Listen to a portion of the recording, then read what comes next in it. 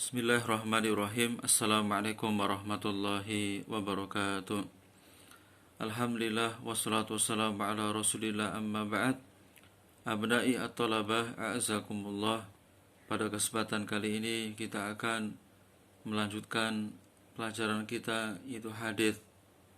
Hadis yang kedua judulnya adalah Fadlu Qiraatil Quran, keutamaan membaca Al-Quran.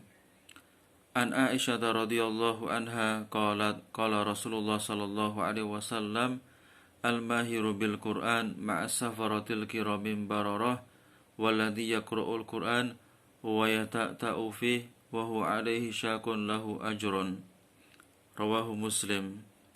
Dari Aisyah, semoga Allah meridhoinya, dia berkata, Rasulullah sallallahu alaihi wasallam bersabda, orang yang pandai membaca Al-Quran itu bersama malaikat yang mulia.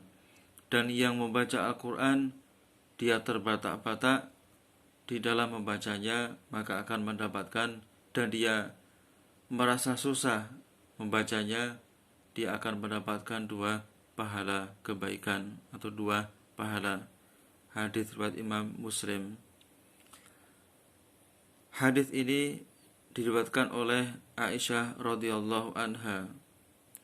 Beliau adalah putri Abu Bakar As-Siddiq, sekaligus istri Rasulullah sallallahu alaihi wasallam, masuk Islam pada saat masih kecil dan dinikahi oleh Rasulullah sallallahu alaihi wasallam pada tahun 2 Hijriah.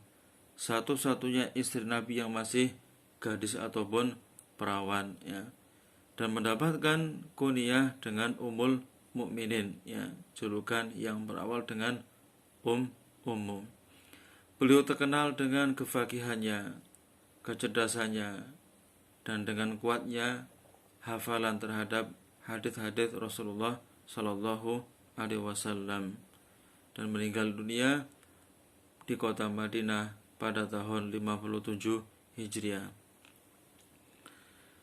Kemudian kita masuk ke kosakata dan maknanya. Al-mahiru bil Quran itu artinya adalah alladzi yujayyidu tilawatahu, yaitu orang yang memperbagus bacaan Al-Quran. As-safarah artinya adalah al-malaika, makhluk Allah Subhanahu wa taala yang tercipta dari cahaya, senantiasa taat, ya, tidak pernah bermaksiat. Al-kiramin bararah at-ta'iin, itu malaikat yang taat dan patuh terhadap apa yang Allah Subhanahu wa taala perintahkan kepadanya. Ya ta'ta'u yataraddadu fi qiraatihi, jadi walaupun ya ta'ta, ya, itu susah di dalam membaca Al-Qur'an, terbatak-batak, yang panjang dibaca pendek, yang pendek dibaca panjang, maka orang yang seperti ini akan mendapatkan 2 pahala. Ini menunjukkan Allah Subhanahu wa taala Maha Pengasih terhadap hambanya, khususnya orang yang beriman, ya. Kemudian kita masuk ke faedah dari hadis tersebut.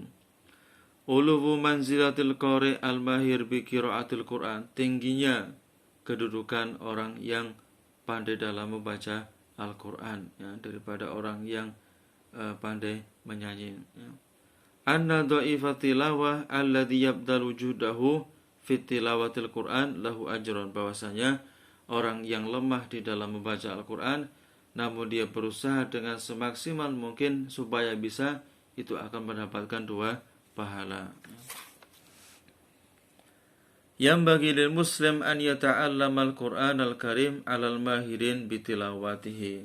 Sepatutnya kalau seorang muslim ingin belajar Al-Quran, itu harus belajar dengan orang yang sudah bisa membaca Al-Quran. Syukur-syukur orangnya sudah hafid atau hafal Al-Quran. Jangan dengan orang yang belum bisa baca Al-Quran dengan baik dan benar, ya.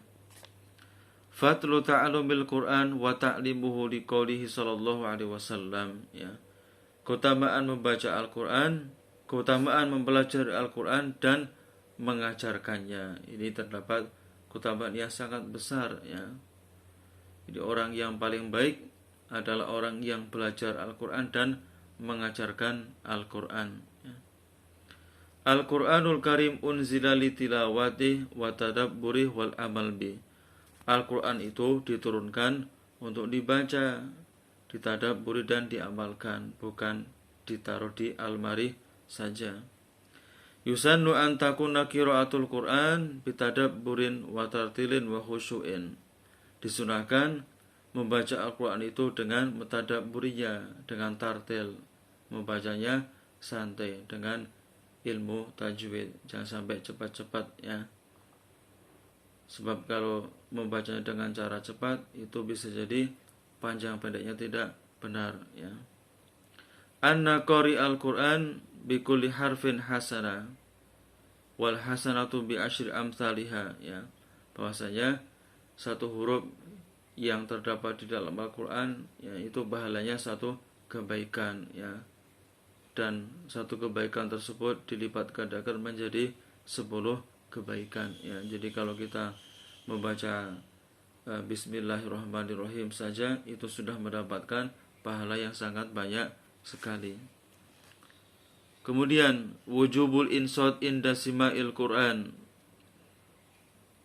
wajibnya untuk diam tatkala sedang mendengarkan bacaan Al-Quran. Jangan sampai ada orang sedang menyampaikan Al-Quran, sedang membacakan dan membahas isi yang terdapat di dalamnya, terkadang malah kita asik-asikan ngobrol dengan saudara kita, atau asik sedang sedang bermain dengan HP-nya. Ini kurang sopan di hadapan seorang ustaz ataupun kiai, menyampaikan kebaikan dari Al-Quran malah justru tidak diperhatikan ya.